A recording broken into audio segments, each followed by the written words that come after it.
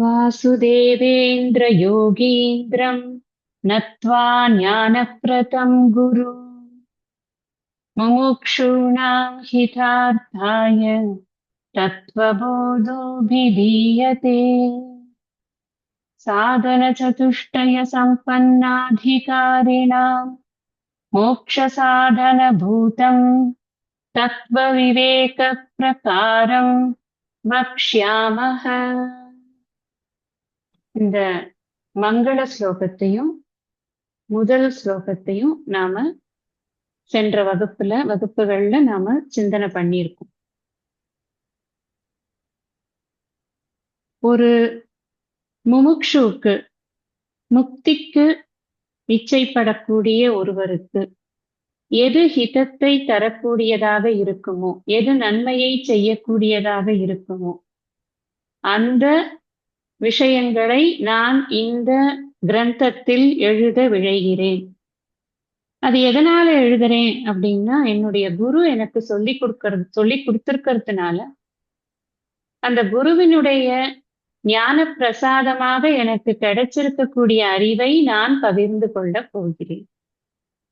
அது இன்னாருக்கு பகிர்கிறேன், இன்னதை பகிர்கிறேன், இங்கிருந்து பெற்றதை கொடுக்கிறேங்கிற எல்லா விவரங்களையும் மங்கள ஸ்லோகத்துல அழகா சொல்லியிருக்கார் இந்த நூலினுடைய ஆசிரியர். அடுத்தது சொன்ன சாதன சதுஷ்டய சம்பன்ன அதிகாரினாம். அதிகாரின்னு சொன்னா a qualified person அர்த்தம். அதிகாரின்னா அதிகாரம் இருக்கிறவன் அப்படின்னு அர்த்தம் இல்லை. கர்மண்யேவ அதிகாரக அப்படின்னு பகவான் அங்க சொல்லும் பொழுது என்னது, கர்மம் பண்றதுக்குத்தான் உனக்கு தகுதி இருக்கப்பா, பலனை நாடுறதுக்கு இல்ல அப்படின்னு சொன்னார்னு அங்க அதிகாரிங்கிற சப்தத்துக்கான விசேஷமான அர்த்தத்தை நாம ஏற்கனவே படிச்சிருக்கோம். இங்கேயும் அதே மாதிரிதான் அதிகாரினாம் அப்படின்னு சொன்னா குவாலிஃபைடு பர்சன்ஸ். என்ன குவாலிஃபிகேஷன் அவங்க கிட்ட இருக்கு அப்படின்னு கேட்டா, சாதன சதுஷ்டய சம்பன்னக, அதுதான் அவர்களுடைய குவாலிஃபிகேஷன். சம்பன்னக அப்படின்னு சொன்னா நன்றாக பெறப்பட்டது, நன்கு வளர்த்து கொண்டது. எதை நன்கு வளர்த்து கொண்டார்கள்? சாதன சதுஷ்டயத்தை நன்கு வளர்த்து கொண்டார். சதுஷ்டயம்னா 4ன்னு, சாதன அப்படின்னா சாதனங்கள் 4. சாதனம் இன்றி ஒன்றை சாதிப்பார் உலகிலில்லை, ஆதலால் இந்த 4ம் அடைந்தவர்க்கு அறிவுண்டாகும். நம்ம படிக்க போறோம் அடுத்தது கைவல்ய நவநீதத்துல. இன்னும் அழகா இத நமக்கு புரிஞ்ச பாஷையில பயிற்சி கொண்டிருக்கக்கூடிய மாத்ரு பாஷையா இருக்கிற தமிழ் பாஷையில படிக்கிறச்சு அது இன்னும் கொஞ்சம் ரசமா சுவையா நமக்கு இருக்கும். இன்னும் ஈஸியா டக்குன்னு மனசுல ஒட்டிக்கும். எல்லா பாஷையிலயும் சொல்றது ஒண்ணுதாங்கிறத புரிஞ்சுக்கிறதுக்காகவாவது நம்ம இந்த மாதிரி பல கிரந்தங்கள் படிக்கிறச்சே நமக்கு தெரிஞ்சிடும். பாஷைகள் தான் வேறே தவிர விஷயம் அதேதான் அப்படின்னு. ஏன்னா விஷயம் ஒண்ணுதானே, அதை என்னத்த மாறி மாறி பேசுறது. அதனால ஒரு சிஷ்யனாக இருக்கிறதுக்கு சில தகுதிகள் வேண்டும். எதுக்காக சிஷ்யனாரா அப்படின்னா, மோட்ச சாதன பூதம், அவனுக்கு மோட்சத்தை உணர்வதற்கான அறிவை அவன் பெற வேண்டும். அதற்காக அவனுக்கு சில குவாலிஃபிகேஷன்ஸ் வேணும். நாம பார்க்கிறோம் சாதாரணமா ஒரு வேலையில சேர்றதுக்கோ இல்லைன்னா ஒரு படிப்பு படிக்கிறதுக்கோ நமக்கு ஏகப்பட்ட குவாலிஃபிகேஷன்ஸ் நம்மளுக்கு போடுறாங்க. நீ இது படிச்சிருக்கணும், இதுல இவ்வளவு பர்சன்டேஜ் மார்க் வாங்கியிருக்கணும், இந்த வயசு இருக்கணும், இதெல்லாம் இருக்கு இல்லையா? அந்த மாதிரி இங்கேயும் லௌகீகமாக இருக்கக்கூடிய உலகியல் படிப்புக்கு எப்படி குவாலிஃபிகேஷன்ஸ்ங்கிறது இருக்கோ அந்த மாதிரி ஒரு அறுதி உண்மையை தெரிந்து கொள்ளக்கூடிய அப்படின்னு சொல்லணும். அறுதி உண்மை இதுதான் அல்டிமேட் நாலேஜ்.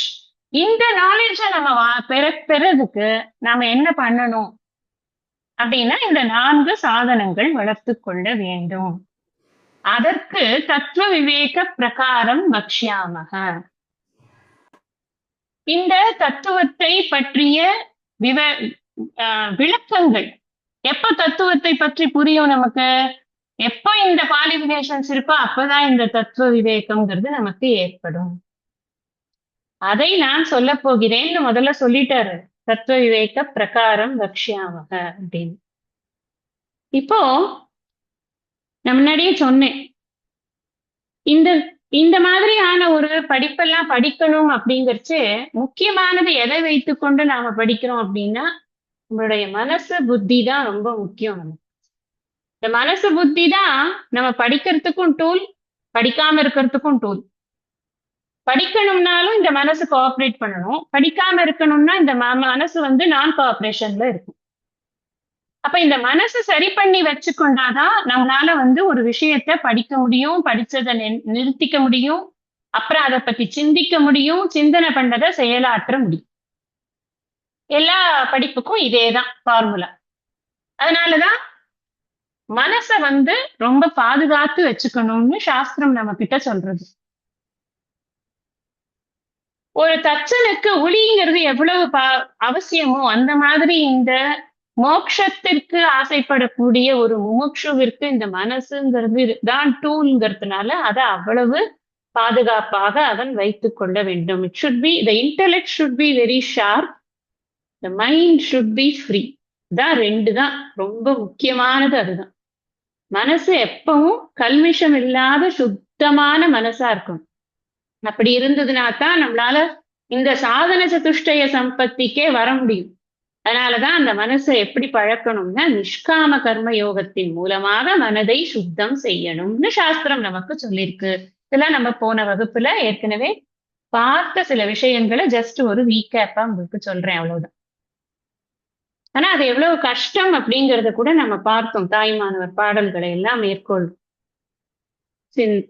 எடுத்துக்கொண்டு சிந்தித்து நம்ம பார்த்தோம். ரொம்ப கஷ்டம்தான் அது, ஆனா பண்ணிதான் ஆகும்.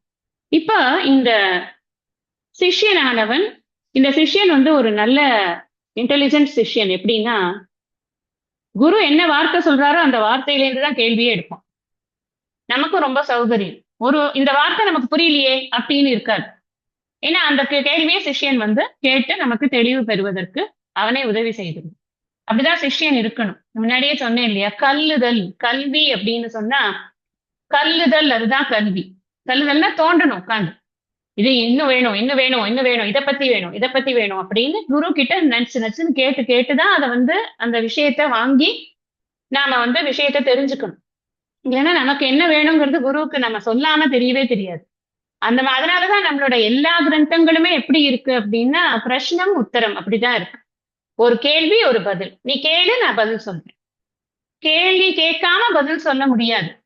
நமக்கு என்ன குவாலிஃபிகேஷன் இருக்குங்கிறத பொறுத்து தான் கேள்வி வரும். இதெல்லாம் நிறைய விஷயம் உள்ளுக்குள்ள இருக்கு. கேள்விங்கிறது எப்படி வரும், எனக்கு எதுவுமே புரியலங்க நான் எப்படி கேள்வி கேட்பேன் அப்படின்னு நம்ம நினைப்போம். இல்ல எனக்கு எல்லாம் புரிஞ்சு போச்சு நான் எதுக்கு கேள்வி கேட்கணும். ரெண்டு ஸ்டாண்ட் இருக்கு இல்லையா. ஒருத்தர் கேள்வியே கேட்கலன்னா அதுக்கு ரெண்டு காரணம் இருக்கு. அவன் கேள்வி கேட்கறதுக்கு அவன்கிட்ட ஒண்ணும் இல்ல, எல்லாம் புரிஞ்சுடுது. ஒண்ணு சொன்னோடனே தத்துவமசி சொன்னோடனே அகம் பிரம்மாஸ்மின்ட்டு எழுந்து போறான். அப்படி ஒரு சிஷ்யன் இருந்தான்னு கேள்வி வராதுதான். இல்ல ஒண்ணுமே புரியல, எல்லாம் அபவ் த ஹெட் போய் சிக்ஸரா போட்டுட்டு இருக்காரு அவர் பாட்டுக்கு, ஒண்ணுமே புரியல அப்படின்னா அப்போ ஒரு கேள்வியுமே வராது. ஆனா இந்த சிஷ்யன் அப்படி இப்படியும் இல்ல அப்படியும் இல்ல, இவன் கேள்வி கேட்கக்கூடிய சிஷ்யனாக இருக்கிற காரணத்தினால் நமக்கு ரொம்ப உபயோகமான சிஷ்யனாக இருக்கும். கேள்வி அடுத்தது என்ன அப்படின்னா, சாதன சதுஷ்டயம் கிம், அதான் கேள்வி. சாதன சதுஷ்டயம் என்றால் என்ன?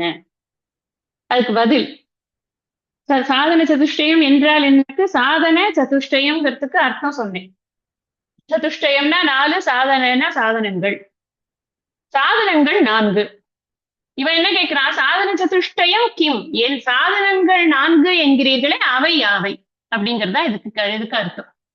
அதுக்கு பதில் சொல்ற, நித்யா நித்திய வஸ்து விவேக, இஹா முத்ரார்த்த பலபோக விராக, சமாதி ஷட்க சம்பத்திஹி, முமுக்ஷுத்வம் சேதி.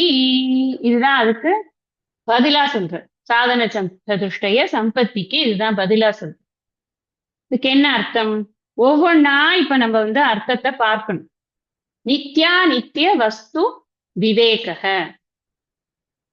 நித்யா நித்திய வஸ்து விவேக கஹ.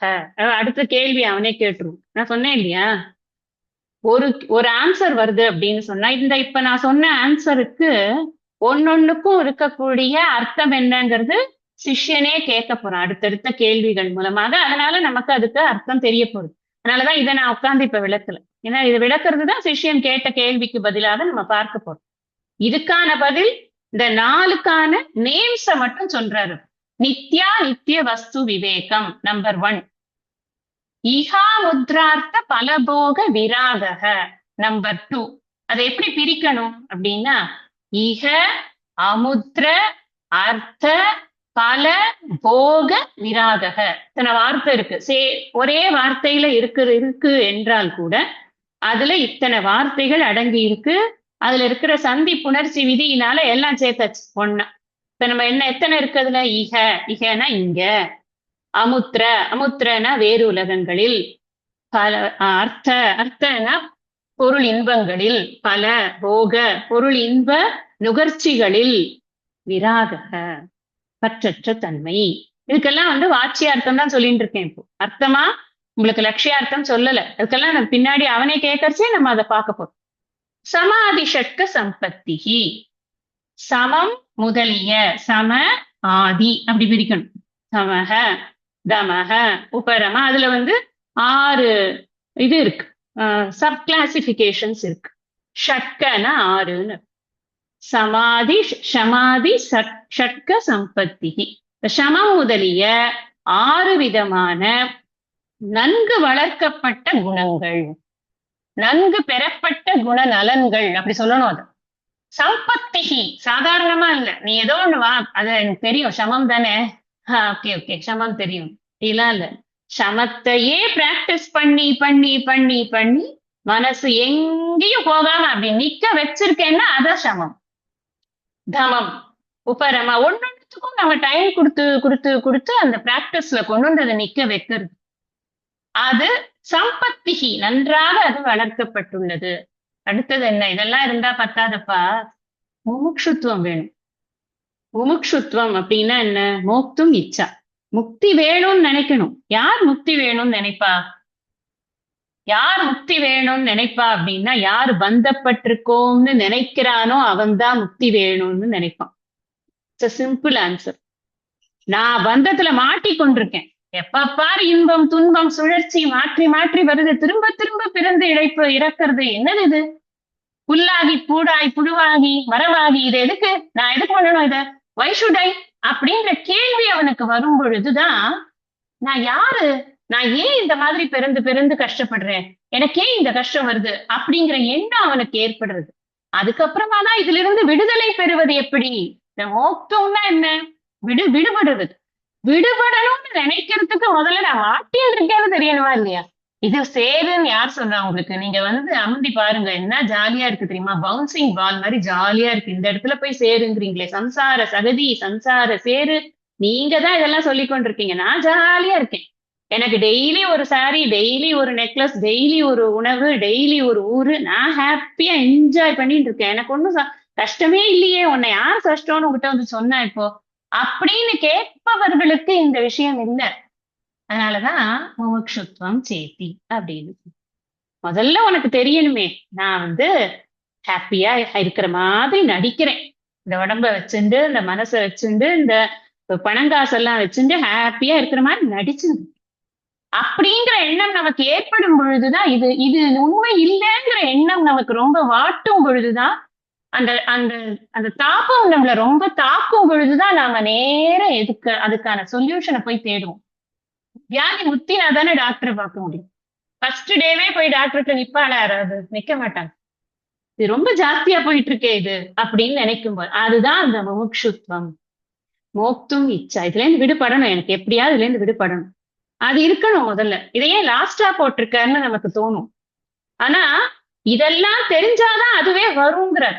ஆச்சாரியார் என்ன சொல்றாரு அப்படின்னா, உனக்கு விவேகம் இருந்தா தான் விராகம் வரும். விராகம் இருந்தா தான் இந்த சமாதி சட்க சம்பத்தியை நீ வளர்த்துக்க முடியும். அதுக்கப்புறம் தான் உனக்கு புரியும் நீ மாட்டிக்கொண்டிருக்க. இல்லைன்னா அது வரைக்கும் நீ புரியவே புரியாது அப்படின்னு சாஸ்திரம் சொல்றது. அதனால அதையே ஆர்டர்ல வச்சிருக்காங்க. இப்ப அடுத்தது அந்த சிஷ்யன் நமக்கு ஹெல்ப் பண்றான். என்ன ஹெல்ப் பண்றான்? அடுத்த கேள்வி நமக்காக குரு கிட்ட கேக்கு. நித்யா நித்திய வஸ்து விவேக. ஆன்சர் என்ன சொல்றார் குரு? நித்யவஸ்த்வேகம் பிரம்ம தத்வதிரிக்தம் சர்வமனித்யம் அயமேவ நித்யா நித்ய வஸ்து விவேகः. இந்த இடத்துல நிறைய வேர்ட்ஸ் எல்லாம் ஜாயின் ஆகி இருக்கு. நான் உங்களுக்கு புரியறதுக்காக அதை பிரிச்சு ஒரு தடவை சொல்றேன். நித்திய வஸ்து ஏகம் பிரம்ம. நித்தியமாக இருக்கக்கூடிய வஸ்துவானது ஒன்றாக இருக்கக்கூடிய பிரம்மன். அவ்வளவுதான் ஸ்ட்ரெயிட் மீனிங். நித்திய வஸ்து ஏகம் பிரம்ம. இது ஃபர்ஸ்ட் சொல்லிட்டார். தது வதிரிக்தம், அதற்கு வேறானதாக இருக்கும் சர்வம் அனித்யம். ஏதா இருந்தாலும் அது அனித்யம் தானப்பா. அயமேவ நித்யா நித்திய வஸ்து விவேகம். இதுவேதான் நித்யா நித்திய வஸ்து விவேகம் எனப்படும் அப்படின்னு சொல்லிட்டு இப்ப நமக்கு ரொம்ப கிறிஸ்பா கொடுத்துட்டார். நான் உங்களுக்கு சொல்லுவேன் என்னன்னா, இந்த குரு ரொம்ப டிப்ளமேட்டிக்கா ஆன்சர் பண்ணக்கூடிய குருவா இருக்கு. ஏன்னா அவர் அப்படி தொட்டும் தொடாமையும் பட்டும் படாமையுமா ஒரு பதில் சொல்லிட்டாருன்னா அப்பதானே அந்த சிஷ்யன் அடுத்த கேள்விக்கு அவனுக்கு அங்கேருந்து ஒரு லீடு கிடைக்கிறது. He is a good guru who gives leads. பெர்சன்ஸ்க்கு லீட்ஸ் ரொம்ப முக்கியம். ஒண்ணுமே லீடே இல்லைன்னா எப்படி கேள்வி கேட்கறது? இந்த பேட்டியெல்லாம் எடுக்கிறச்சே பார்த்துட்டே இருப்பாங்க. அவங்க வாயிலேருந்தே ஏதாவது வார்த்தை கிடைக்காதா, அதுல இருந்து ஒண்ணு கொண்டு போக மாட்டோமான்னு ஆபீஸ்ல எல்லாம் சொல்லி அனுப்புவாங்க. எங்கேயான இன்டர்வியூ எல்லாம் கொடுத்தோம்னாக்க டோன்ட் கிவ் லீட்ஸ் அப்படின்னு. நம்ம இன்டர்வியூ எடுக்கும் போது ஒரு பொசிஷனுக்காக ஏதாவது ஒரு இன்டர்வியூ கமிட்டியில இருக்கோம்னு வச்சுக்கோங்களேன், சொல்லி அனுப்புவாங்க டோன்ட் கிவ் லீட்ஸ் அப்படின்னு.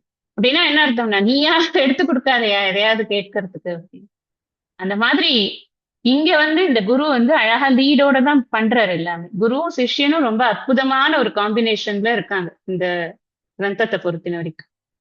இங்க சொல்றார் நித்திய வஸ்து. இப்ப ரெண்டு விஷயத்த இன்ட்ரடியூஸ் பண்றார். ஒண்ணு நித்திய வஸ்து, அது எப்படி இருக்குன்னா அது ஏக்கமா இருக்கு, சிங்கிளா இருக்கு, இரண்டற்ற ஒன்றாக இருக்கிறது. மிக மிக முக்கியமானது என்ன அப்படின்னா இரண்டற்ற ஒன்றாக இருக்கிறது. ரெண்டாவதாக இல்லாம ஒன்றாகவே இருக்கிறது. ரெண்டுங்கிறதுக்கான ஒரு வாய்ப்பே கிடையாதுப்பா. அப்படி இருக்கு. அது ஏகம். அதுக்கு பேர் பிரம்ம. தத் வதிரிக்தம் சர்வம் அனித்யம் அப்படின்னு சொல்றார். நம்ம திருவள்ளுவர் நம்மளுக்கு ரொம்ப ஹெல்ப் பண்ணுவார் இந்த சமயத்துலதான். நிலையாமை அதிகாரம் நம்ம பார்த்த முதல் குறள் என்ன சொன்னார்? நில்லாதனவற்றை நிலையின என்றுணரும் புல்லறிவாண்மை கடை. எதெல்லாம் நித்தியமா இருக்காதோ அதெல்லாம் நித்தியம்னு நினைச்சு கொண்டிருந்தியானா அதை போல மட்டமான ஒரு அறிவு கிடையாது. அவ்வளவுதானே அர்த்தம், ஸ்ட்ரெயிட் மீனிங். இதுக்காகவா ஒரு கிளாஸே எடுத்தீங்க அப்படின்னு உங்களுக்கு தோணும். ஆனா அதை புரிஞ்சுக்கிறதுக்காக நம்ம பல்வேறு உதாரணங்களை வச்சு புரிந்து கொண்டோம் அப்படின்னு நான் நினைக்கிறேன். ஆனா அது அந்த அதிகாரத்துல வேற என்ன சொன்னார் அவர்? அவ்வளவுதானா? இல்லாதனவற்றை நிலையின என்று உணரும் புல்லறிவாண்மை கடை சொல்லிட்டு போமா அடுத்ததுக்கு போன்னு சொன்னாரா? இல்ல. அது ஏன் அப்படி சொல்றார் அப்படிங்கறத ரெண்டு உதாரணம் வைத்து விளக்கினார். முதல்ல என்ன எடுத்துக்கொண்டார் அப்படின்னா, பணங்காசு. நீ செல்வம், பணங்காசுன்னு இல்ல, செல்வம்னா அஷ்டலட்சுமிகளுக்குள்ள எல்லா செல்வங்களையும் நான் சேர்த்துக்கோங்கன்னு எப்பவுமே சொல்றேன். நீ அந்த செல்வத்தை நிலையை நினைத்து கொண்டிருக்கா இல்லையா? கொண்டா கொண்டா கொண்டான்னு எல்லாம் இங்க இருக்கிறது அங்க இருக்கிறது எல்லாத்தையும் என் அக்கௌண்ட்டுக்கே வரணும், எனக்குண்டா எனக்குண்டா எனக்குண்டான்னு சேர்த்து வச்சுக்கிற இல்லையா? எதா இருந்தாலும் எனக்கு வேணும்னு சேர்த்து வச்சுக்கிற இல்லையா? அது நிலை இல்லப்பா. அற்கா இயல்பிற்று செல்வம். ஒரு ஒரு செகண்ட்ல ஓடிப்படும் பாது. அதை நீ நிலைனே நினைக்காது. ஃபர்ஸ்ட் பிரச்சனை நமக்கு என்னன்னா, நமக்கு நிறைய பொருள் இருந்தா நம்ம சேஃப் அப்படின்னு நம்ம நினைக்கிறோம். அது கிடையாது, அது நிலை அல்ல. அது நம்ம பிராக்டிக்கலாவும் பார்க்கிறோம். 30 வருஷம் வாழ்ந்தவன் இல்ல, 30 வருஷம் தாழ்ந்தவன் இல்லைன்னு ஒரு வச்சனம் சொல்லுவாங்க. ஒரு சைக்கிள் தான் இந்த பணம் அப்படிங்கிறதோ இல்ல மற்ற செல்வங்களோ ஒரு சைக்கிள் தான். இன்னைக்கு இருக்கும், நாளைக்கு இன்னொருத்தர்கிட்ட இருக்கும், அப்புறம் இன்னொருத்தர்கிட்ட இருக்கும். அதனால சென்று கொண்டே இருக்கக்கூடியதுதான் இந்த செல்வமானது. அப்ப அது ஒரு இடத்துல நிற்கிறது இல்ல. அதை நீ நிலையில நினைத்து கொண்டு பல காரியங்கள் பண்றீங்க, பண்ணாத அப்படின்னு எச்சரிக்கை பண்ண அங்க. சரி, இவன் என்ன நினைக்கிறான்? செல்வம் தானேப்பா, நிலை இல்ல, போயிடும் தானே, அதானே நீ சொல்ல வர. ரைட்டு, என் உடம்பு இருக்கு, என் உழைப்பு இருக்கு, நான் பாத்துக்கிறேன் போ அப்படின்னு இவன் சொல்லுவான். அப்படி கிடையாதுயா, உன் உடம்பும் அதே மாதிரிதான். நாளது ஒன்று போல் காட்டி அப்படின்னு ஒரு இதை சொல்ற. இன்னைக்கு ஒரு நாள் மாதிரி போயிடும் பாது.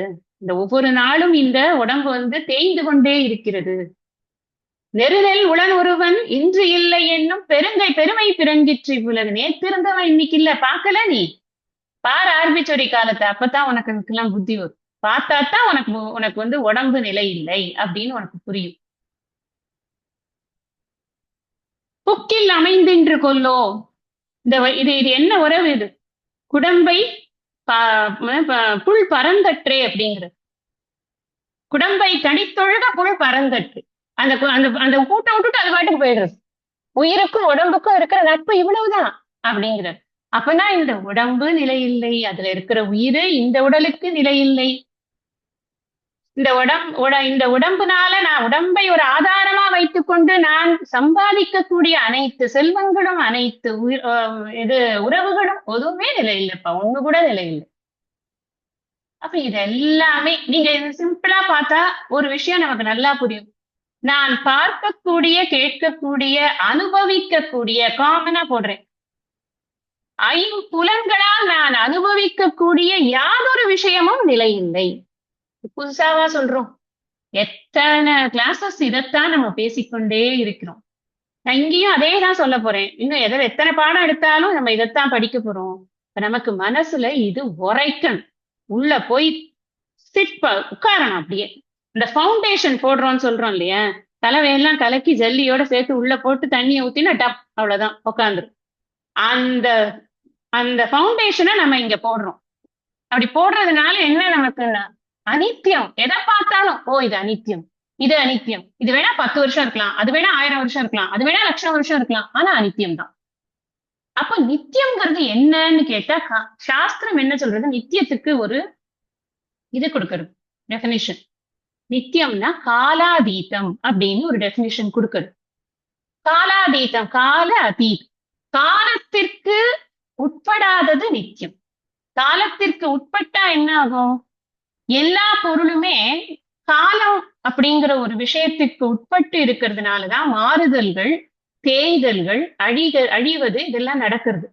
ஆனா இந்த நித்தியம்ங்கிறது எதை நம்ம ஸ்பெசிஃபை பண்றோமோ அது மாத்திரம் காலத்தால் மாறாத விஷயம். காலம் அதை ஒன்றுமே செய்ய முடியாது. அது மாத்திரம் இல்ல, இது ஏக்கம்னு வேற சொல்லியிருக்க. இந்த இங்கேயே என்ன சொன்ன? நித்திய வஸ்து ஏகம் பிரம்ம. நம்ம ஏதோ சொன்ன நித்திய வஸ்துன்னு ஒண்ணு இருக்கு, அது பிரம்மன் அப்படி சொல்லல. நித்திய வஸ்து பிரம்ம, ஏகம் பிரம்ம அப்படி புரிஞ்சுக்கணும். புரிஞ்சுக்கிறச்சே கரெக்டா புரிஞ்சுக்கணும். ஒண்ணு இருக்குப்பா நித்திய வஸ்து, அது பிரம்ம. அது தவிர பாக்கி எல்லாமே அனித்தியம் அப்படி இல்லை.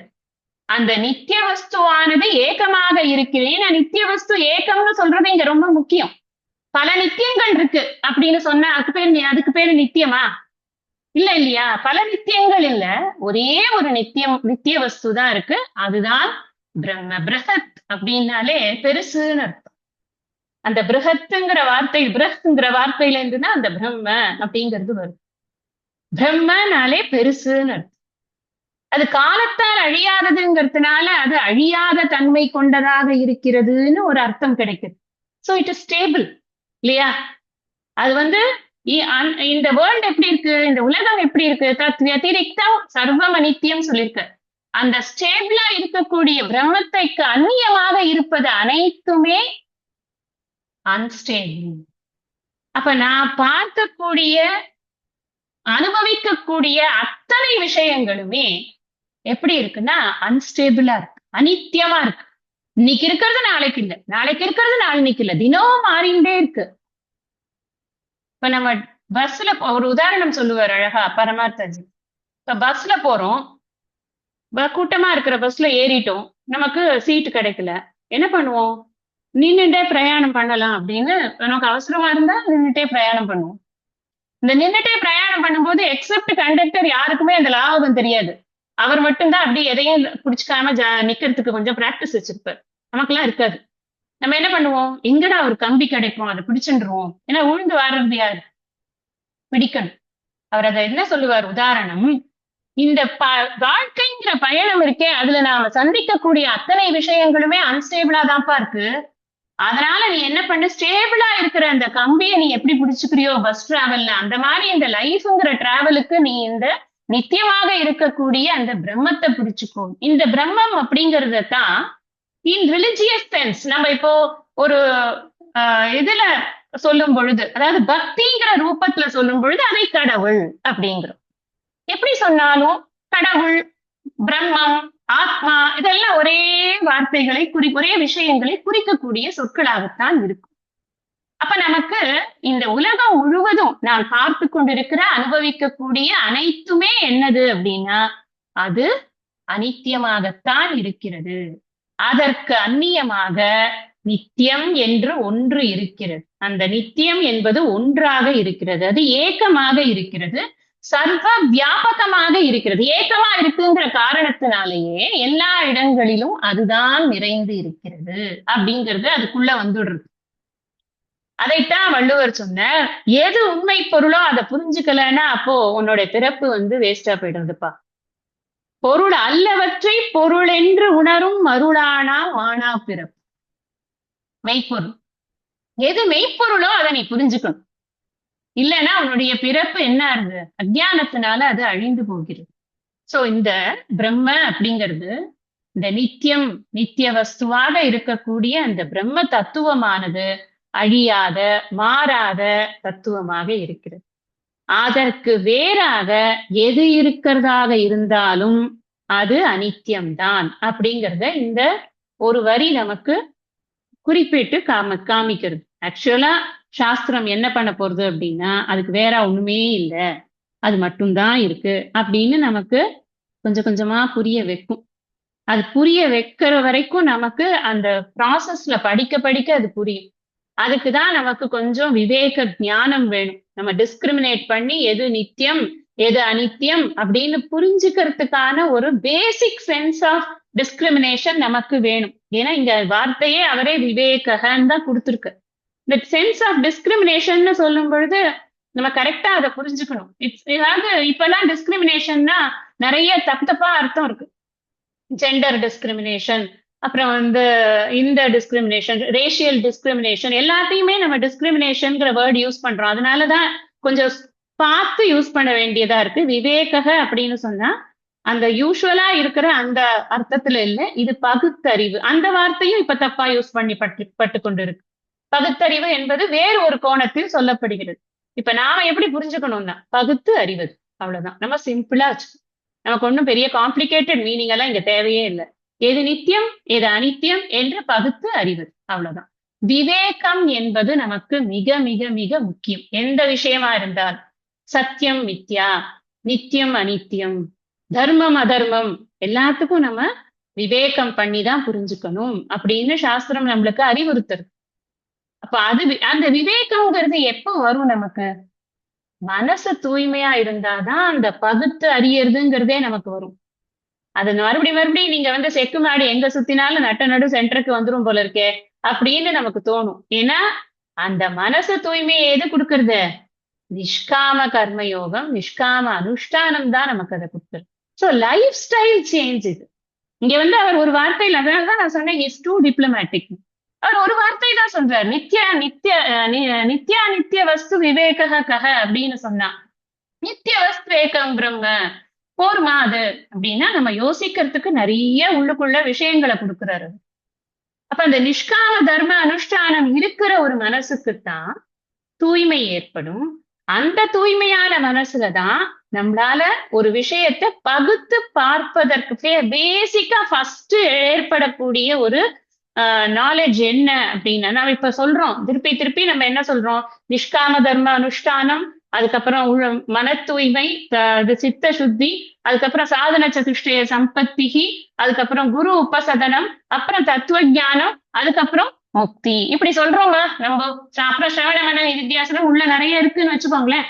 அப்ப நம்ம இந்த எல்லாம் போட்டு ஒரு சார்ட்டை போடும் பொழுது எடுத்த உடனே நம்ம என்ன சொல்றோம்?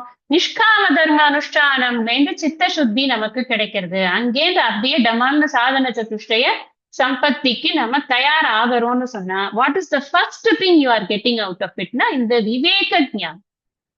முதல்ல எனக்கு கிடைக்கிறது எது அப்படின்னா, நான் பண்றது கரெக்ட் தானா? ஃபர்ஸ்ட் நான் போயிட்டு இருக்கிற பாதை கரெக்டா? நான் எதை நோக்கி போறேன்? நான் அனித்தியத்தை வச்சு கொண்டாடி கொண்டிருக்கேன். நான் இன்னைக்கு 10 லட்ச ரூபா வந்தது, நாளைக்கு 20 லட்ச ரூபா வந்தது அப்படின்னு நான் ஷேர் மார்க்கெட்டை பார்த்து புசுன்னு பண்ணிட்டு இருக்கேனா? am I doing that? அது அனித்தியமா நித்தியமா? அது நித்தியமா அப்படின்னு என் மனசு சொல்ல ஆரம்பிச்சதுன்னா அங்கதான் என்னோட ஃபர்ஸ்ட் ஸ்டெப் இருக்கு, பேபி ஸ்டெப். அதுதான் ஆரம்பிக்கிறேன். அதைத்தான் சொல்ற, இது எப்பவோ பண்ணிக்கலாம்னு இருக்கக்கூடாது. வள்ளுவர் சொல்றார், இப்பவே பண்ணுப்பா நீ, அப்புறம் நாளைக்கு நாளைக்குன்னு தள்ளி போடாதே. நாச்செற்று விக்குள் மேல் வாராமுன் நல்வினை மேற்சென்று செய்யப்படும். என்னது நல்வினை? நல்வினைனா 4 பேருக்கு உபகாரம் பண்றதா? அப்படி இல்லை. முதல் நல்வினை எது அப்படின்னா, to find the purpose of my birth. என்னோட புருஷார்த்தத்தை நான் என்னன்னு கண்டுபிடிச்சுட்டு நான் அதை நோக்கி போறதுதான் எனக்கு நல்வினை. அதை நான் பண்ணல அப்படின்னு சொன்னா, இந்த பிறவியை கொடுத்தது எதுக்கு? இவர் சொல்றார் மாணிக்க வாசகர், மலங்க புலனைந்தும் வஞ்சனையை செய்ய. அது எப்படி புலன்கள் போய் வஞ்சனை பண்ணும் அப்படின்னு கேட்டா, வஞ்சனைனா என்ன அர்த்தம்னா, வஞ்சனைனா துரோகம். என்ன துரோகம்? இது என்ன துரோகம் பண்றதுன்னா, எதுக்காக எனக்கு இந்த உடம்பு கொடுத்தார் பகவான்? எதுக்காக எனக்கு இந்த மனசு, புத்தி, சித்தம், அகங்காரம் இதை அவ்வளவு அழகா பேக் பண்ணி கொடுத்திருக்காரு? எனக்கு எதுக்காக இந்த மனித பிறவியை கொடுத்தார்? நான் ஏதோ ஒரு உடம்பு, பாம்பு உடம்பு கூட கொடுத்திருக்கலாமே. எனக்கு ஏன் மனித பிறவியை கொடுத்தாருன்னா, அதுக்குன்னு ஒரு புருஷார்த்தம் வச்சிருக்கார். அந்த புருஷார்த்தத்துல எனக்கு வீடு பேரு, அறம் பொருள் இன்பம், வீடுங்கிற ஒரு விஷயத்த வச்சிருக்கார். அதை நோக்கி செலுத்த முடியாமல் இந்த புலன்கள் என்னை உலகத்தை நோக்கி செலுத்துறதுன்னா, அப்போ அது புலன்கள் என்னை வஞ்சிக்கிறதுன்னு தானே அர்த்தம். அதை சொல்றார் அவர், மலங்க புலனைந்தும் வஞ்சனையை செய்ய விலங்கு மனத்தால் விமலா உனக்கு கலந்த அன்பாகி அப்படின்னு அவர் சிவபுராணத்துல பாடு.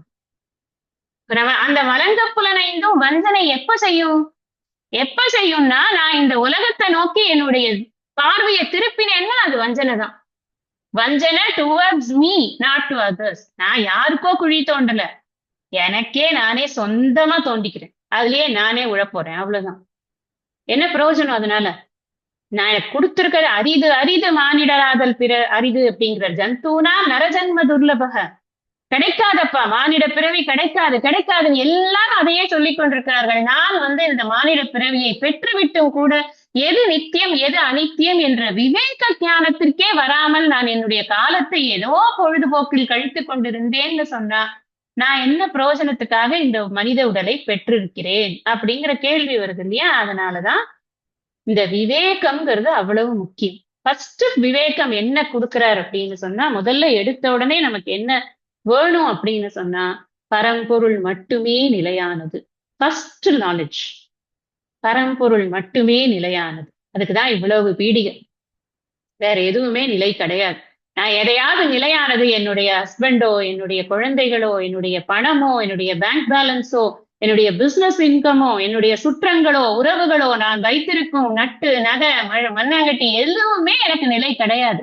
இந்த ஒரு கன்விக்ஷன் மட்டும் மனசுல ஏற்பட்டு என்ன ஆனாலும் சரி, அந்த பரம்பொருளை தவிர நான் ஒன்றை பற்றி கொள்ள மாட்டேன்னு ஒரு உறுதி மட்டும் வந்ததுன்னு சொன்னா, that is the first and foremost step for மோக்ஷத்துவம் அப்படின்னு நீங்க புரிஞ்சுக்கோங்க. அது வர்றது ரொம்ப கஷ்டம். ஏன்னா எது ஒண்ணுமே ஈஸியா ஒண்ணும் வர்றது கிடையாது. எது ஒண்ணு வரணும்னாலும் கஷ்டமா தான் இருக்கு. அதுல முதல் விஷயம் இந்த விவேக ஞானம். இங்கதான் நம்ம நிறைய காம்ப்ரமைஸும் பண்ணுவோம். இங்க காம்ப்ரமைஸ் பண்றதுனால எல்லா இடங்கள்லயுமே காம்ப்ரமைஸ் பண்ணிடுவோம், நம்ம பாலாயமா பண்ணிடுவோம். அதனால நாம இதுலதான் ஃபர்ஸ்ட் அவர் கொண்டு வைக்கிற ஒரு அழகான ஃப்ரேஸ நான் சுவாமி பரமார்த்தா ஜி கிட்ட இதுல இருந்து பார்த்தேன். Leaning on the ephemeral is injurious to emotional health. எவ்வளவு அழகா போடுறாரு வேர்ட்ஸ் எல்லாம். அவரை மாதிரி ஒரு இதை கொடுக்க முடியாது. ஏன்னா இப்ப அவர் எதுக்கு அதை சொல்றாரு அப்படின்னு சொன்னா, நீ சிகரெட் பிடிக்காத சொன்னா அவன் எங்க கேட்க மாட்டான். அவனுக்கு அதுல இன்பம் இருக்கு, அவன் போய் பிடிக்கிறான். சரி, இவன் ஏதாவது எங்கேயாவது எதையாவது பார்த்தாவது திருந்துவான்னு அந்த சிகரெட் அட்டையிலேயே போட்டு வச்சிருக்காங்க, cigarette smoking is injurious to health. அந்த மாதிரி அவர் அதை கனெக்ட் பண்றார். அந்த மாதிரி நீ இந்த உலகத்துல அட்ராக்டிவா இருக்க ஓடுறல்ல, அதை போய் லீன் பண்ணிக்கிறல்ல, அதுதான் எனக்கு பெருசா வேணும்னு அதை போய் லீன் பண்றல்ல, அந்த நிலையற்றது. அதுதான் எஃபர்வல்னா நிலையற்றது. அது நிலையற்றதாக இருக்கு. அது உன்னுடைய எமோஷனல் ஹெல்த்துக்கு இன்ஜூரியஸ். அது எமோஷனல் ஹெல்த்னா என்ன? உன்னுடைய மனநலம் பாதிக்கப்படும். வெரி இம்பார்ட்டன்ட் இல்லையா? யாராவது ஒருத்தர் போயிட்டான்னு வச்சுக்கோங்களேன், நம்மளுக்கு ரொம்ப வேண்டப்பட்டவங்க யாராவது ஒருத்தர் உலகத்திலிருந்து விடுபெற்றார் அப்படின்னு சொன்னா எவ்வளவு நாள் ஆறுது நமக்கு அதுல இருந்து வெளியில வர்றதுக்கு. ஒரு இதுல ஒரு துக்கம் அப்படிங்கிறது நமக்கு கொஞ்சம் கொஞ்சமா தான் அது போறது. அப்கோர்ஸ் போயிடும் எப்படி இருந்தாலும். இப்ப எல்லாம் பல பேருக்கு ஸ்மசான வைராகியம் மாதிரி இப்போ அந்த அந்த அண்டை போன உடனேயே போயிடும்னு வச்சுக்கோங்க, அது வேற விஷயம். பட் ஆனா நிறைய அதனால பாதிக்கப்பட்டு மனசு சும்மா சும்மா அதை நோக்கியே போய்கொண்டிருக்கு, அந்த அந்த அந்த தாட்ஸ்லயே ஸ்விவல் ஆயிட்டு இருக்கு அப்படின்னா நம்மளுடைய அனுஷ்டானங்களுக்கெல்லாம் கேடு வருமே. அதனால என்ன சொல்றாருன்னா அது எமோஷனல் ஹெல்த்துக்கு பாதிக்கிறது. அவரோட இதை வந்து நல்லா யோசிச்சு பார்த்தா நமக்கு புரியும் எதனால இந்த வேர்ட்ஸ் போடுறாரு அப்படின்னா நம்மளால அந்த சாதனங்களை பண்ண முடியாம போயிடும். சாதனங்கள் பண்றது நமக்கு ரொம்ப முக்கியம் இல்லையா, அதனால சொல்றேன். அதனால இந்த நித்திய வஸ்து ஏகம் பிரம்ம அப்படிங்கறத தத் வதிரிக்தம் சர்வம் அனித்யம் அயமேவ நித்யா நித்திய வஸ்து விவேக. என்ன நம்ம பொருளோ அல்லது மனிதர்களோ அதனால கிடைக்கக்கூடிய சுகம் என்பது நமக்கு அனித்தியம். இது இன்னொரு ஒண்ணு விதத்துல சொல்றது உண்டு. எப்படின்னா அனித்தியமான பொருட்கள் கொடுக்கக்கூடிய சுகம் கூட அனித்தியமா தானே இருக்கும் அப்படின்னு ஒரு கேள்வி. நியாயம் தானே. எனக்கு நித்தியமா இருக்கக்கூடிய ஒரு பொருள் எனக்கு நித்தியமா சுகம் தரும் அப்படின்னா அனித்தியமா இருக்கக்கூடிய பொருட்கள் எனக்கு அனித்தியமான சுகம்தான் தரும். துக்கமும் அப்படித்தான் நம்ம சப்ளை பண்ணிக்கணும். அனித்தியமான பொருட்கள்ல இருந்து துக்கம் வந்தாலும் அதுவும் அனித்தியமாத்தான் இருக்கும். கிருஷ்ணர் கீதையில சொன்னார், மாத்ரா ஸ்பர்ஷாஸ்து கௌந்தேய சீதோஷ்ண சுக துக்கதா ஆகமா பாயினோகோ நித்யாக தாம் ஸ்திதிக்ஷஸ்வ பாரத. நீ இதெல்லாம் பொறுத்துக்கோ அப்படின்னு சொன்ன. எப்போ எவ்வளவு சேஞ்சஸ் இருந்தாலும் சேஞ்சஸ் ஆர் இன்எவிட்டபிள். இந்த அனித்தியமான வஸ்துக்கள் இருக்கக்கூடிய அனித்தியமான உலகத்துல எல்லா விஷயங்களுமே எல்லா இன்ப துன்பங்கள் என்ற நம்முடைய அனுபவங்கள் எல்லாமே அனித்தியம்தான். அந்த அனித்தியத்துல இருக்கக்கூடிய சுகத்தையும் பொருட்படுத்தாதே, துக்கத்தையும் பொருட்படுத்தாதே. இதுதான் ஃபர்ஸ்ட் அண்ட் ஃபோர்மோஸ்ட் இது அட்வைஸ் ஆஃப் பகவான் டு கிருஷ்ணா. பார்த்தோம் இல்லையா, நம்ம 2வது அத்தியாயத்துல பார்த்தோம். யதாதே மோககலிலம் புத்திர் வியதிதரிஷ்யதி ததா கந்தாசி நிர்வேதம் ஸ்ரோத்ரவ்யஸ்ய சுதஸ்யத அப்படின்னு. எப்போ வரைக்கும் இந்த இந்த மோகமாகிய அழுக்கு அவனுடைய மனதிலிருந்து போகிறதோ அப்பொழுதுதான் அவனுக்கு கேட்டவற்றிலும் கேட்க போவதிலும் அவனுக்கு ஒரு வைராக்கியமானது ஏற்படும் அப்படிங்கிறத இதுல சொன்னார். அதே 2வது அத்தியாயத்துல பின்னாடி சொன்னார். அப்ப நம்ம என்ன தேடுறோம்னா சுகத்தை தேடுறோம். அனித்திய வஸ்துக்கள்ல நாம சுகத்தை தேடுறோம். சுவாமிஜி சொல்லுவார், இந்த சுகங்களை தேடுறதற்கே அது எதுக்கு சமானம் தெரியுமா? பணக்காரன் பிச்சை எடுக்கிறதுக்கு சமானம் அப்படின்னு. எவ்வளவு பெரிய ஒரு இது எக்ஸாம்பிள். நிறைய பணம் வச்சுட்டு இருக்கான், ஆனா அவன் போய் பிச்சை எடுத்துட்டு இருக்கான், எனக்கு கொஞ்சம் தெரியா எனக்கு கொஞ்சம் தெரியா அப்படின்னு. அதாவது என்ன அப்படின்னா எப்போதுமே ஆனந்த ஸ்வரூபமாகவே இருக்கக்கூடிய நான் ஆனந்தத்துக்காக அல்பம் மாதிரி இதுல ஆனந்தம் கிடைக்குமா இதுல ஆனந்தம் கிடைக்குமான்னு நான் தேடி தேடி ஓடுறேன்னா அதுதான் பணக்காரன் பிச்சை எடுக்கிறதுக்கு சமானம் அப்படின்னு சுவாமிஜி சொல்றது. இந்த ஆனந்தம் அப்படின்னு ஒரு விஷயம் வருது அப்படின்னா நம்ம உடனே விழிச்சுக்கணும், ஆனந்தம் என்பது இந்த அனித்தியத்திலிருந்து வர்றது கிடையவே கிடையாது. துக்கமும் சரி சுக்கமும் சரி, துக்கமா இருந்தாலும் சுக்கமா இருந்தாலும் அது அனித்தியம்தான். அனித்திய வஸ்துவால் அனித்தியமான விஷயங்களைத்தான் நமக்கு கொடுக்க முடியும். இங்க நாம எதெல்லாம் பார்க்கிறோமோ அதுக்கு பேர் என்ன அப்படின்னா நாம ரூப பதார்த்தங்கள் அப்படின்னு பேர். வெறும் நேம் ஃபார்ம்ஸ் தான். இன்னும் ஒண்ணு சேர்த்துக்கலாம், ஃபங்க்ஷன்ஸ்னு ஒண்ணு, அதாவது செயல்பாடுகள். எதெல்லாம் நம்ம இங்க பார்க்கிறோமோ எதை பார்த்தாலும் சரி அதுக்கு ஒரு நேம் இருக்கும், அதுக்கு ஒரு ஃபார்ம் இருக்கும், அதுக்கு ஒரு ஃபங்க்ஷன் இருக்கும். இந்த நேம் ஃபார்ம் ஃபங்க்ஷன் எல்லாத்துக்கும் ஆதாரமான ஒரு பொருள் எது இருக்குன்னா அதுதான் அந்த பரம்பொருள். அது நித்தியம். அந்த பரம்பொருளுக்கு அந்நியமாக தோற்றங்களாக இருக்கக்கூடிய அந்த பரம்பொருள் தோற்றங்களாக இல்லை, அது தோன்றா பொருளாக இருக்கு. இந்த தோற்றத்திற்கு வந்திருக்கக்கூடிய அத்தனையுமே எப்படி இருக்குன்னா அனித்தியமாகத்தான் இருக்கு. இத நாம முதல்ல ஃபர்ஸ்ட் எடுத்தோடனே இந்த விவேக ஞானம் நமக்கு ஏற்படும். அதனாலதான் அவர் அடுத்தது சொல்லும் பொழுது இந்த இது விராகம் சொல்லும் பொழுது இஹ அமுத்ர அப்படின்னு 2ஐயும் சேர்த்தே சொல்ற. நம்ம இதுல 9வது அத்தியாயத்துல இப்பதான் நம்ம பார்த்தோம். நம்ம என்னதான் நிறைய யஜ்ஞங்கள்லாம் பண்ணி அந்த யஜ்ஞங்கள் மூலமாக நாம் இறைவனிடம் வேண்டி ஸ்வர்க்க போகாதிகள் எல்லாம் பெற்றாலும் கூட அந்த விஷாலமான சொர்க்க போகத்தில் எல்லாம் நாம் திளைத்திருந்து விட்டு மீண்டும் இந்த பூமியில் தான் வந்து பிறக்க வேண்டும் அப்படின்னு சகாம கர்மத்திற்கான ஒரு சகாம உபாசனைக்கான ஒரு பலனாக பகவான் அங்க சொல்றார். இந்த உலக இச்சைங்கிறது எனக்கு ஏற்படணும்னு ஆரம்பிச்சு உலக இச்சைக்காக அதுல ஒரு சுகம் இருக்குன்னு நான் நினைத்து கொண்டு அதில் நான் இது என்டர் ஆனேன் அப்படின்னு சொன்னேன்னா அப்ப எனக்கு என்ன ஆகுது, நான் மறுபடியும் மறுபடியும் பிறந்து பிறந்து இழைப்பதற்கான ஒரு அச்சாரத்தை வித்தை நானே போட்டுக் கொள்கிறேன்னு அர்த்தம். சோ அதுக்காகத்தான் இந்த விவேகம் பண்ணக்கூடிய ஞானமானது எனக்கு வேண்டும். இப்போ அடுத்தது கேட்கிற இந்த சிஷ்யன் கேட்கிற விராகக, ஏன்னா ஃபர்ஸ்ட் நித்திய வஸ்து விவேக கஹங்கிறதுக்கு பதில் சொல்லிட்டார் அவர். இதுக்கு ஒரே ஒரு லைன்ல சொல்லிட்டார். அடுத்தது என்ன கேட்டார், இஹா உத்ரார்த்த பலபோக விராகக அப்படின்னு. சிஷ்யன் வந்து அவனுக்கு புரிஞ்ச வார்த்தையா இருக்கோ என்னமோ அந்த ஈக அமுத்திர அப்படிங்கறதெல்லாம் அவனுக்கு வாச்சியார்த்தம் புரியுது. விராகக கக, விராகம் என்றால் என்ன, அது அடுத்த கேள்வி. ராகம்னு சொன்னா பற்றுன்னு அர்த்தம். விராகம் அப்படின்னா விடுதல், ராகத்தை விடுதல், பற்றை விடுதல், பற்று விடுதல் அப்படின்னு. இப்போ ஒரு பொருள்ல எனக்கு இது வேணும்னு நான் நினைக்கிறேன் அப்படின்னா அந்த பொருள் என்னிடம் வந்ததற்கு பிறகு அந்த பொருளை விட்டு கொடுக்காமல் நானே வைத்துக் கொண்டிருக்க வேணும்னு நினைக்கிறேனா இல்லையா, அதுக்கு பேர் தான் பற்று. இப்ப என்ன இங்க இவர் அதுக்கு பதில் கொடுக்கிறார் அப்படின்னா, இக ஸ்வர்கபோகேஷு இச்சா ராகித்யம். இங்க இந்த இதுலயே ஃபர்ஸ்ட் இதுல கொடுத்த பதிலேயே இக அமுத்திர அர்த்த பல போக விராகக அப்படின்னு சொன்னேன் நான். அதை அவர் நல்லா விளக்குறார் இந்த இடத்துல பதில் சொல்லும் பொழுது. அந்த இக ஸ்வர்க போகேஷு, இகன என்ன அர்த்தம், இந்த உலகத்திலும் ஸ்வர்க போகேஷு விண்ணுலகத்திலும் உள்ள போகம்னா இன்பம்னு அர்த்தம். விண்ணுலகத்திலும் உள்ள இன்பங்களில் இச்சாராகித்யம் பற்று என்பது இல்லாமல் இருத்தல். எனக்கு இந்த லோகத்துல நான் வாழும் பொழுது எனக்கு நல்ல ஒரு வீடு வேணும், இத்தனை ஸ்கொயர் ஃபீட் இருந்தா தான் நான் நல்லா வீசி நடக்க முடியும், அதனால அந்த மாதிரி எனக்கு ஒரு வீடு வேணும்.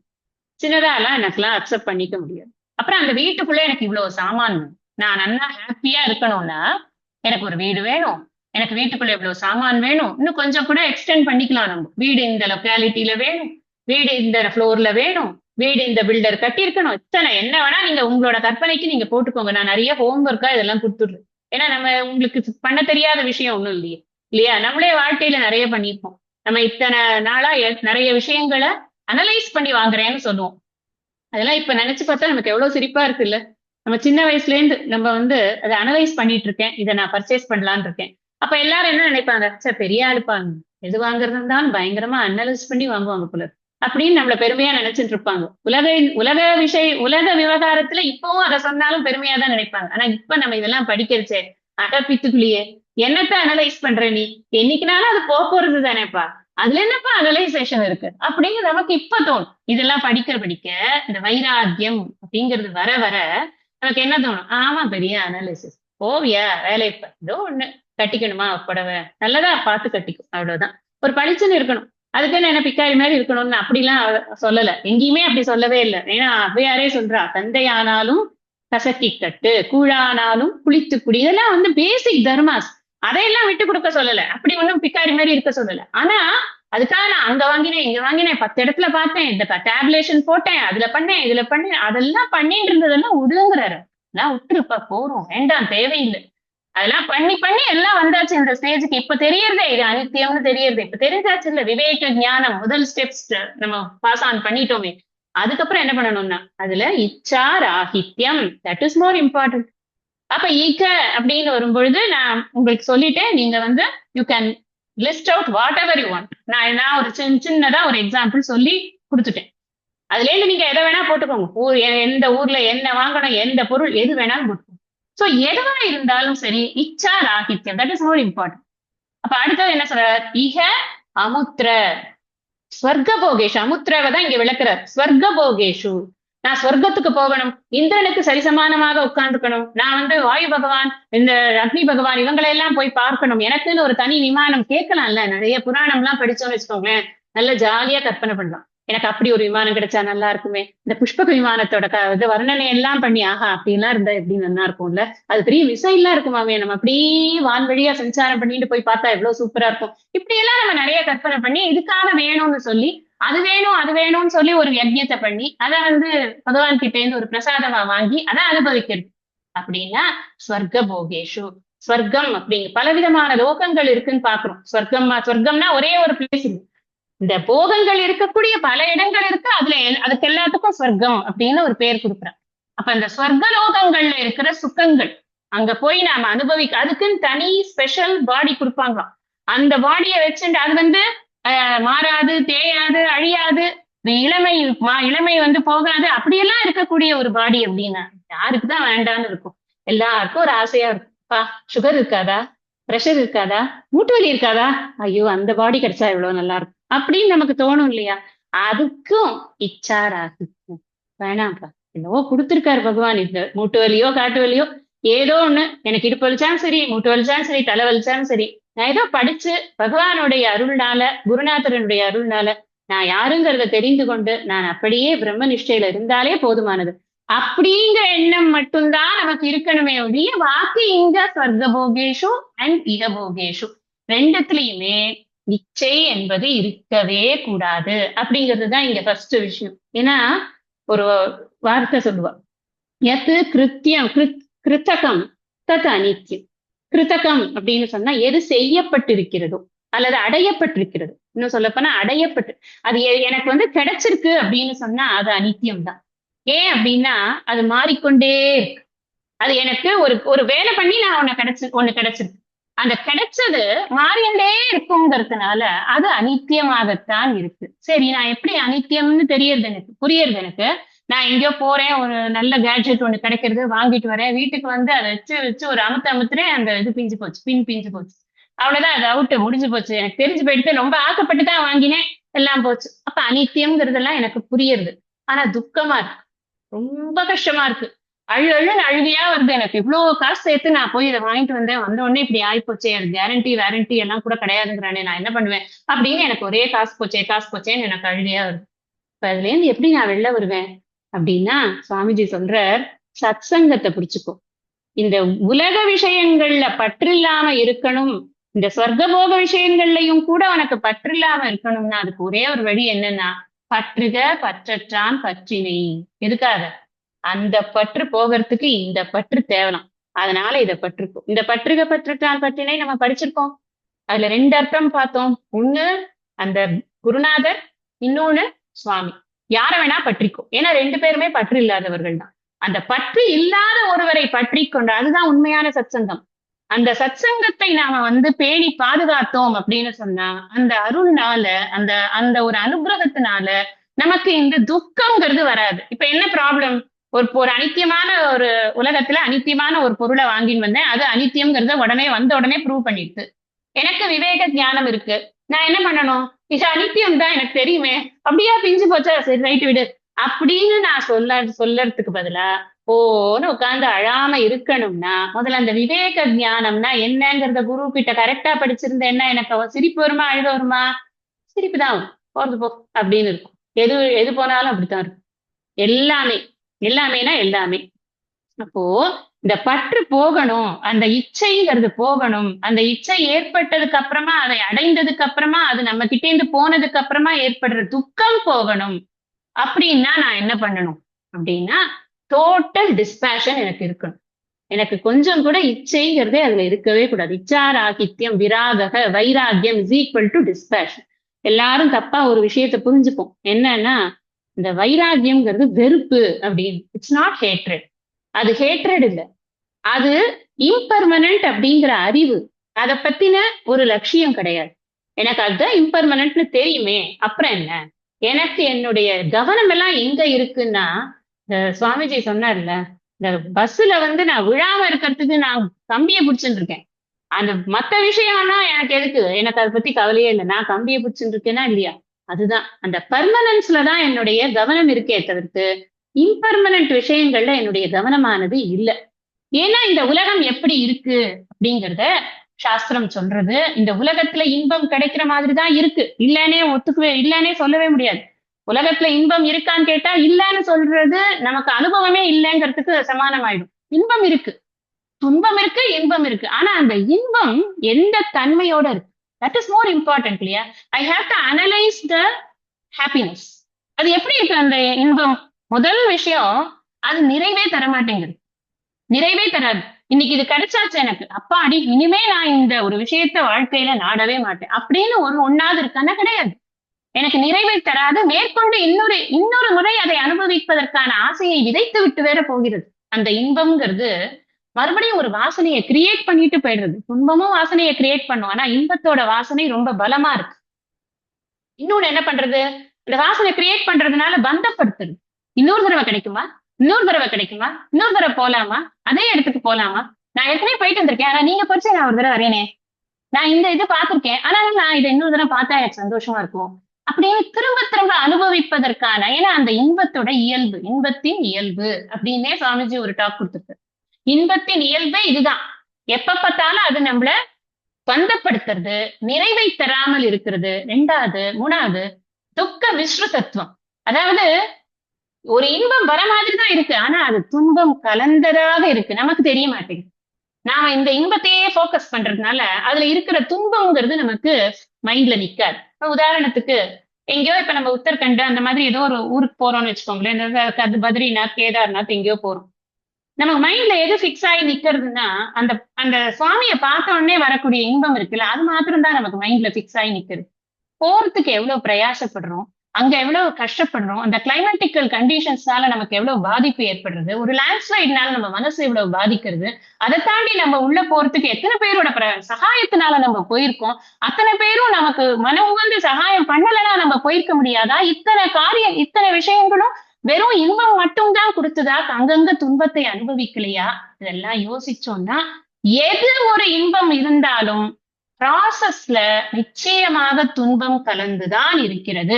மேற்கொண்டு ப்ராசஸ்ல மாத்திரம் இல்ல, அந்த இன்பம் நமக்கு இன்னொரு தடவை அனுபவிக்கணும்னு ஒரு ஆசையை விட்டுட்டு போறதன் மூலமா துன்பத்தை மறுபடியும் டெபாசிட் பண்ணிட்டு போயிடுறது. அப்ப என்ன அர்த்தம் அதுக்கு அப்படின்னா, மனசு எப்ப பார் குறைப்பட்டு கொண்டே இருக்கு.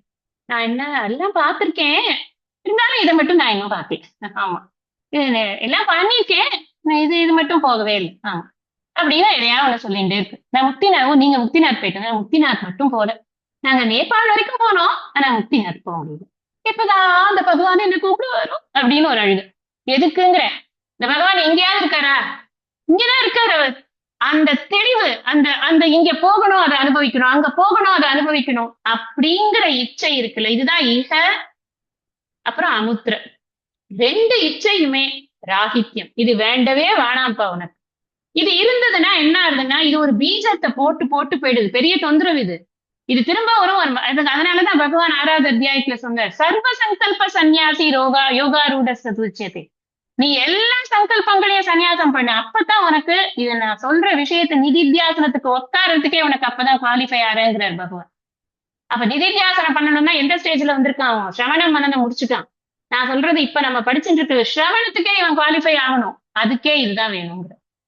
கொஞ்சம் கொஞ்சமா விட்டா சர்வ சங்கல்ப சன்னியாசி லெவலுக்கு வரலாம்னு தெரியறது இல்லையா? பகவானோட வேர்ட்ஸ்லேருந்தே நம்ம எடுத்துக்கலாமே, ப்ரூஃப் இருக்கே நமக்கு. அப்படி அடுத்தது கேக்குறான், விராகக சக. புரிஞ்சு, இது நம்ம முடிச்சிருக்கோம், விராகக சக. அடுத்த கேள்வி, சமாதி ஷட்க சம்பத்தி கா? அதான் அடுத்த கேள்வி. சமாதி ஷட்க சம்பத்தி என்றால் என்ன? சில டெக்ஸ்ட்ல சமாதி சாதன சம்பத்தி அப்படின்னு இருக்கு அப்படின்னு போட்டிருக்கு. நம்ம கிட்ட இருக்கிற டெக்ஸ்ட்ல என்ன இருக்குன்னு தெரியல, பாருங்க நீங்க. சமாதி ஷட்க சம்பத்தி தான் இருக்குன்னு நான் நினைக்கிறேன். ஆமா, சமாதி ஷட்க சம்பத்தி தான் உங்களுக்கு கொடுத்துருக்கிற டெக்ஸ்ட்ல இருக்கு. அதுவே ஜெனரல் ரீடிங்காகவும் இருக்கு, அதனால நம்ம அதையே வச்சுக்கலாம். சமாதி ஷட்க சம்பத்தி. இதுக்கு நான் டைரக்ட் மீனிங் சொன்னேன். சமம் முதலிய 6 குணநலன்களை நன்கு வளர்த்து கொள்ளுதல் அப்படின்னு சொன்னேன். கா அப்படின்னு கேள்வி, அது கானா அப்படின்னா என்னன்னு இருக்கு. அதுக்கு இவர் பதில் சொல்றார், சமோதம உபரம ஸ்திதிக்ஷா ஸ்ரத்தா சமாதானம் ச இதி. அவர் இந்த 6 விஷயங்களையும் நேம்ஸ மட்டும் சொல்லியிருக்கார் இதுல. அதுக்கப்புறம் அவன் கேட்பான் இது ஷமனா என்ன தமனா என்னன்னு அவன் கேட்க கேட்க நம்மளும் தான் படிக்க போறோம். நேம்ஸ் என்ன? ஷம, தம, உபரமா, திதிக்ஷா, சமாதானம், ஸ்ரத்தா.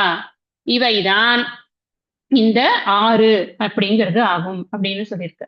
மேற்கொண்டு நாம அடுத்த சத்சங்கத்துல இதை குறித்த இந்த சமஸ்தக அப்படிங்கிறதுக்கு எல்லாமான விளக்கங்களை எல்லாம் நாம படிக்க போறோம்.